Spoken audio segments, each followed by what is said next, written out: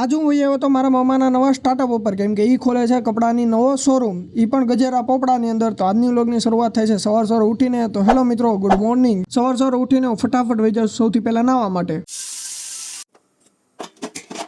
નાહી ધોઈને તમારો ભાઈ થઈ જશે એકદમ રેડી. તો આજ છે 20 ઓગસ્ટ 2025. એની સાથે ડેલી વ્લોગની વાત કરી લો તો એ થઈ જશે ડે 11 અને ટોટલ વ્યૂની વાત કરી લો તો એ થઈ જશે 1,98,000. તૈયાર થઈને સૌથી પહેલા હું બેસી જાઉં સવારનો નાસ્તો કરવા માટે. એની પછી વાગી જાય સવારના 7 અને બહાર આવવા મળ્યો તો વરસાદ. એટલે ફટાફટ હું હેલ્મેટ, બેગ ને ચાવી લઈને રેનકોટ પહેરી લઉં છું અને ફટાફટ હું આવું છું નીચે મારા દોસ્તનો વેઇટ કરવા માટે. એ 15 થી 20 મિનિટ મને વેઇટ કરાવે છે. એની પછી એ આવી જાય છે. એની પછી અમે 2 વાગી આવી છીએ કોલેજ અને અમારે 3 લેક્ચર ભરવી છીએ. એની પછી પાછા વહી આવી છીએ ઘરે અને ઘરે આવતા જ બપોરનું ખાવાનું બની ગયું હતું એટલે બેસી જાઉં છું બપોરનું ખાવા માટે. એની પછી નીચે આવી જાય બહુ બધા કબૂતર એટલે એને થોડા ઘઉંના દાણા દેવી છે. એ ખાઈને ફટાફટ હું આવું છું પાછો મારા માસીને લેવા માટે એના ઘરે. એની પછી આવી જાય મારા મામાનો ફોન એટલે આપણે વહી આવી છે મારા મામાના નવા સ્ટાર્ટઅપ ઉપર. અહીંયા કામ ચાલે છે અને આ નવું શરૂ થાય છે કપડાનો શોરૂમ, એ પણ ગજેરાના પોપડાની અંદર. એની પછી વહી આવું છું ઘરે આવતા જ તે બહારનું મોસમ જોઉં છું તો આખો વરસાદ વાળો થઈ જાય. પછી 5 મિનિટ જવો જ રહું છું ત્યાં પાછું આખું ચોખ્ખું વાતાવરણ થઈ જાય. પાછા 5 મિનિટમાં હાવ ચોખ્ખું વાતાવરણ થઈ જાય છે અને પાછા 5 મિનિટ થાય છે ત્યાં પાછો વરસાદ શરૂ થઈ જાય છે.